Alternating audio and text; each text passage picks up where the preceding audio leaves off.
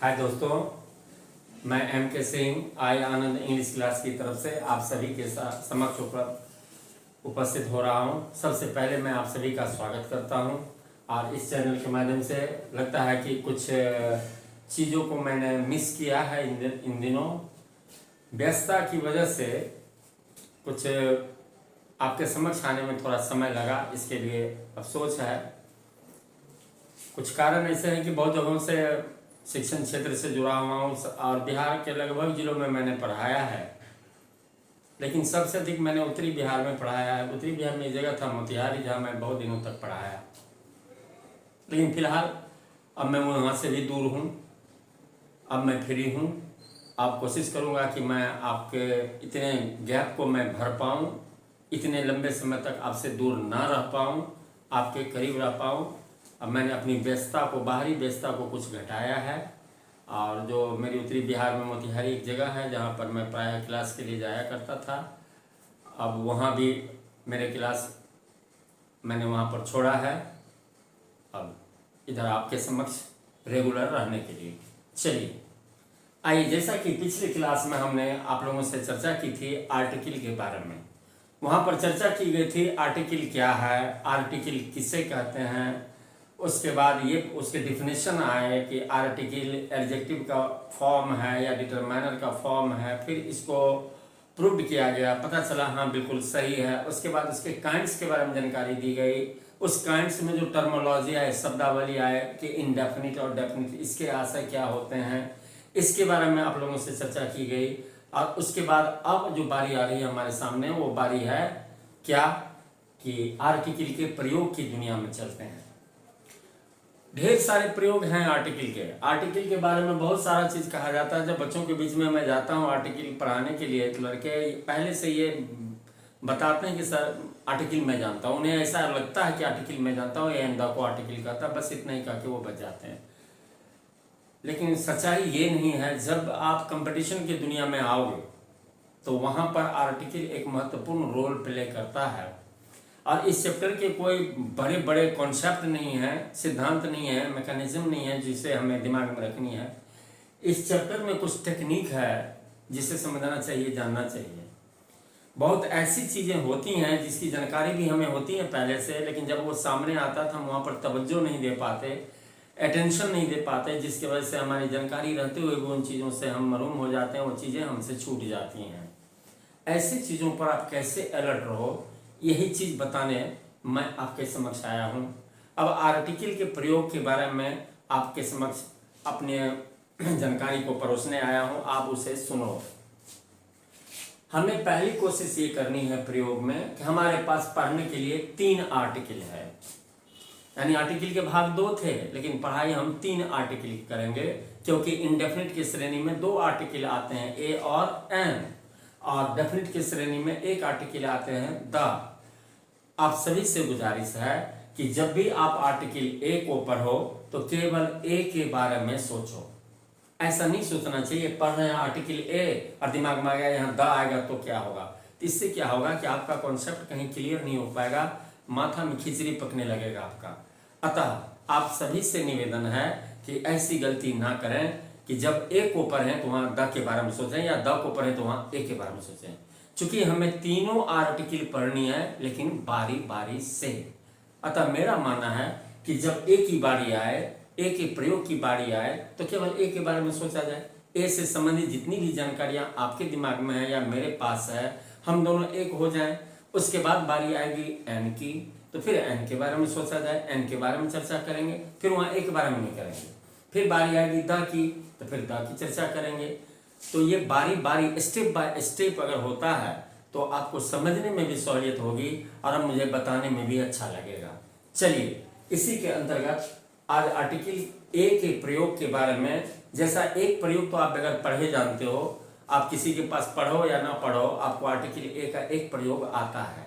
वो प्रयोग कौन सा है कि ए मतलब एक। एक मीनिंग तो आप आर्टिकल ए का पहले से जानते हो, ए मतलब एक। अतः मुझे इसकी चर्चा करनी भी नहीं है, जो आप जानते हो।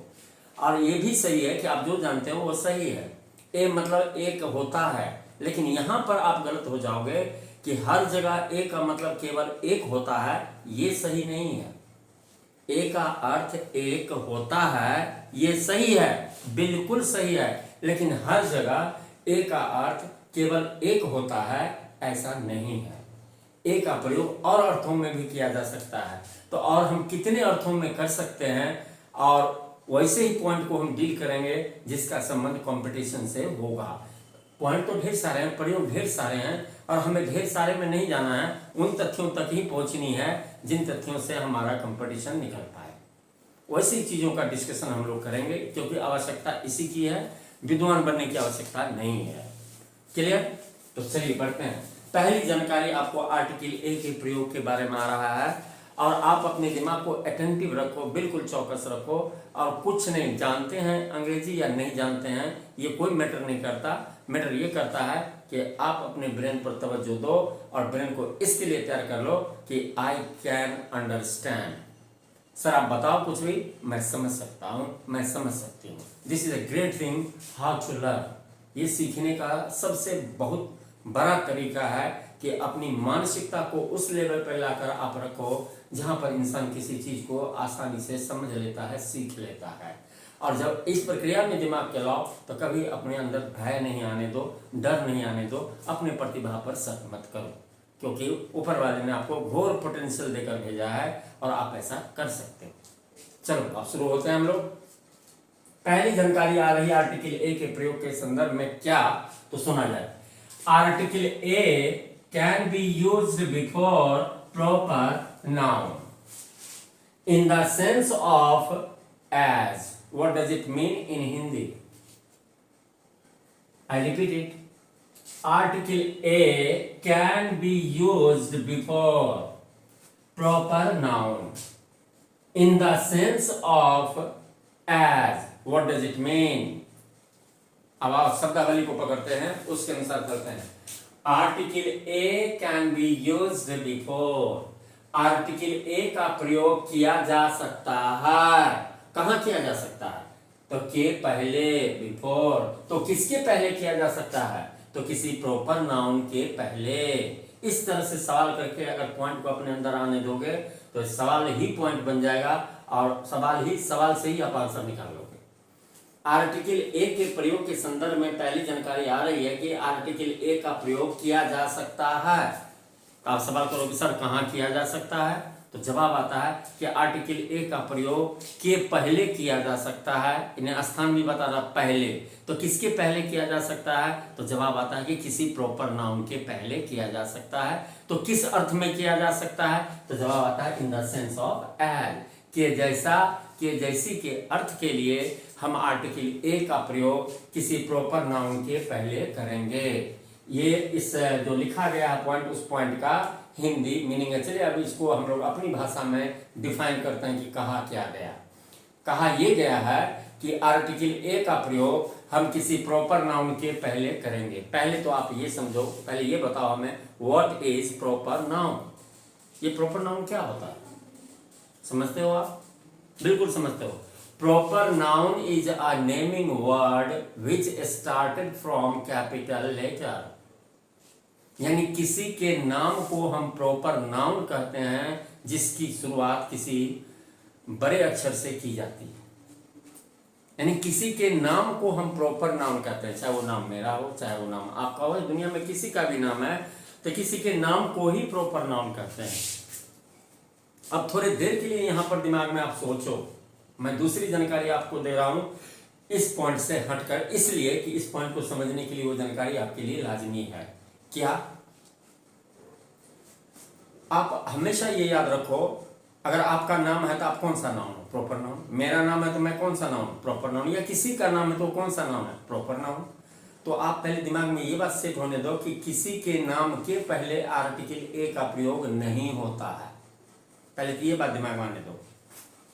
क्या मैं आपसे एक सवाल पूछूं, क्या आपने बचपन से लेकर अभी तक कहीं भी अपना नाम लिखा है, अपने पापा का नाम लिखा है, या अपने भाई का नाम लिखा है, या अपने बहन का नाम लिखा है? क्या गलती से भी कभी भी उनके उन नामों के पहले आपने आर्टिकल ए का प्रयोग किया है? सोचो आप, अपना नाम आपने कहीं भी लिखा है, आपको याद है कि आपने भूल से भी अपने नाम के पहले आर्टिकल ए लगाया? आपका जवाब आएगा नहीं सर, ऐसा नहीं हुआ है, कहीं नहीं किए हैं, क्योंकि होता ही नहीं है, इसलिए आपने नहीं किया। किसी भी व्यक्ति के नाम के पहले आर्टिकल ए का प्रयोग नहीं होता है, सामान्य रूप में नहीं होता है। लेकिन एक विशेष परिस्थिति में ग्रामर हमें इजाजत देता है, अलाउ करता है कि नहीं, आप किसी व्यक्ति के नाम के पहले भी आर्टिकल ए का प्रयोग कर सकते हो। लेकिन कब करोगे? तो वहां पर यह कहा जा रहा है कि जब किसी व्यक्ति के नाम के पहले आपके जैसा या के जैसी का आशय रखना चाहें, देना चाहें, तो इस आशय के लिए आप उस व्यक्ति के नाम के पहले आर्टिकल ए का प्रयोग कर सकते हो। यानी हम लोग बचपन से ये सीखे हुए हैं, ए मतलब ए। तो आप ये याद रखिए कि किसी भी व्यक्ति के नाम के पहले एक के अर्थ में आर्टिकल ए का प्रयोग नहीं होता है। लेकिन ग्रामर क्या बता रहा है? ग्रामर ये कह रहा है कि नहीं, अगर आप एक के अर्थ में किसी व्यक्ति के नाम के पहले नहीं कर सकते हो तो ये मत सोचो कि किसी के नाम के पहले ए का प्रयोग होता ही नहीं है, होता है। तो कब आता? वो परिस्थितियां क्या होती है, तो उसी के बारे में ये पॉइंट है। वो परिस्थितियां ये है कि जब किसी व्यक्ति के नाम के पहले आप के जैसा या के जैसी का आशय रखना चाहो, तब इस अर्थ के लिए ग्रामर हमें लॉ करता है कि आप उस व्यक्ति के नाम के पहले आर्टिकल ए लगा दोगे, तो उस परिस्थिति में आर्टिकल ए अपना अर्थ, अपना आशय के जैसा, के जैसी का देता है। This is the point. इसी पॉइंट को हमें डील करनी है। क्लियर? अब पॉइंट यही कह रहा। चलिए अब देखते हैं ऐसा होता है कि नहीं। ये किसी व्यक्ति का नाम है, आप लोग जानते हो।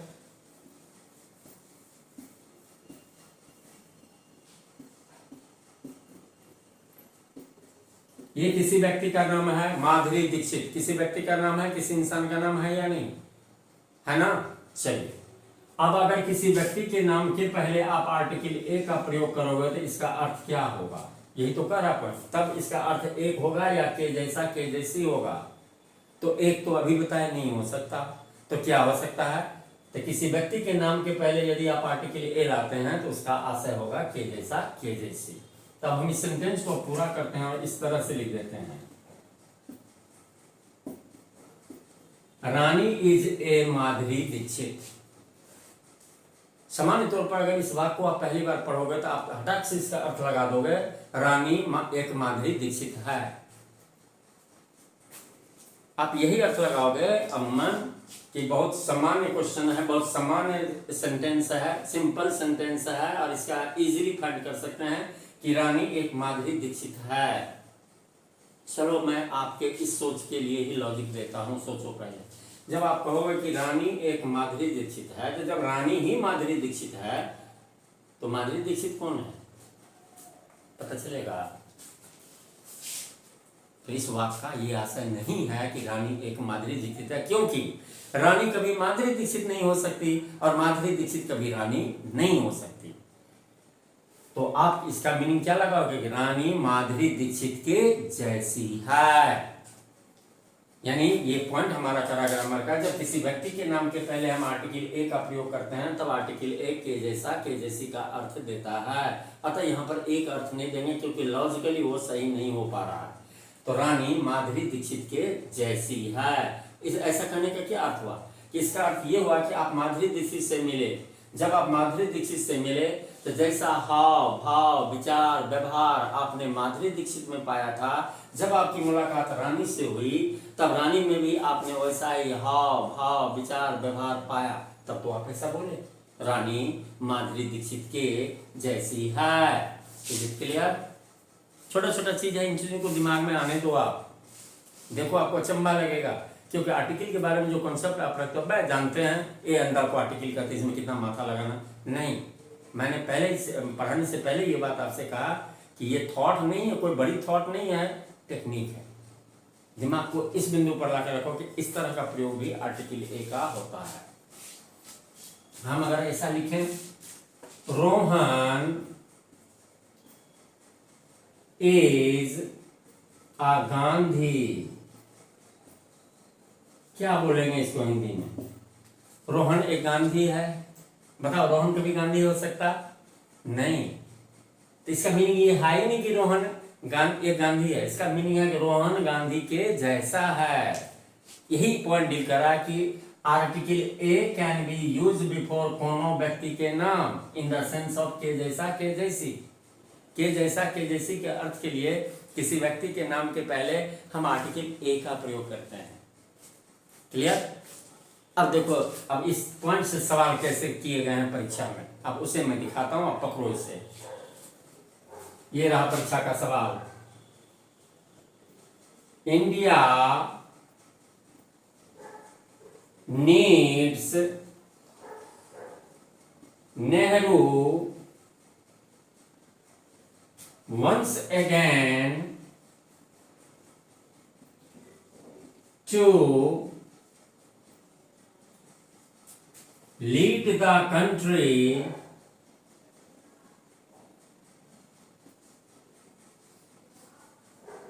properly.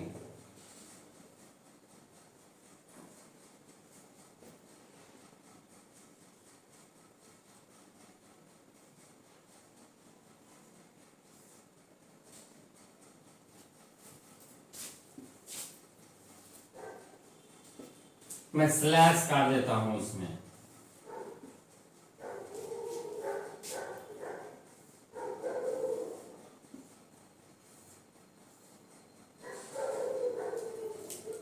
ये किसी एग्जाम के सवाल हैं। जो पॉइंट अभी आपने पढ़ा, India needs Nehru once again to lead the country. आपने अभी किसके बारे में पढ़ा? प्रॉपर नाउन के बारे में, मैंने किसी के नाम के बारे में। तो सबसे पहले आप अटेम्प्ट लो, इस वाक्य में किसी व्यक्ति का नाम आया, पहले आप अपने आप को वहां ले जाओ। आया है? बताओ किसका नाम आया?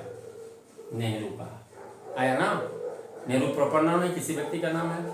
अब सोचो यहां पर लॉजिक लेकर, इंडिया नीड्स नेहरू, भारत को नेहरू चाहिए। वंस अगेन, दोबारा, to lead the country properly, देश को अच्छे से आगे बढ़ाने के लिए। यानी आप ये कह रहे हो कि भारत को नेहरू चाहिए एक बार पुनः दोबारा इस देश को अच्छे से आगे बढ़ाने के लिए। भारत को नेहरू चाहिए तो नेहरू जी आएंगे, फिर नेहरू जी जाएंगे तो इंदिरा जी आवेंगी, फिर इंदिरा जी जाएंगी राजीव जी आवेंगे, राजीव जी जाएंगे सोनिया जी आएंगी, सोनिया जी जाएंगी राहुल जी आएंगे। हम लोग कब आएंगे? तो नेहरू जी आएंगे। सोचो आप, नेहरू के जैसे आएंगे, नेहरू तो कभी नहीं आएंगे, तो अब हो क्या सकता है? तो नेहरू के जैसा लोग आ सकता है। तो जैसा, नेहरू के जैसा, नेहरू के जैसे, तो के जैसा, के जैसी है। नेहरू के पहले ये सेंस है, तो इस सेंस के लिए किसी व्यक्ति के नाम के पहले क्या लगाने कहा जा रहा है? ए ना। लो कैसे? गलती कहाँ है? पार्ट ए में क्या गलती है? तो सर नेहरू के पहले आर्टिकल ए का प्रयोग कर देंगे, वाक्य बिल्कुल ग्रामेटिकली करेक्ट हो जाएगा, सेंसफुल हो जाएगा और वाक्य उचित अर्थ देने लगेगा। हमारा आंसर क्या हो गया? Part A. सॉल्यूशन क्या हो गया कि नेहरू के पहले आर्टिकल ए का प्रयोग कर देंगे, तब न सेंस होगा कि भारत को नेहरू नहीं चाहिए, भारत को नेहरू के जैसा चाहिए।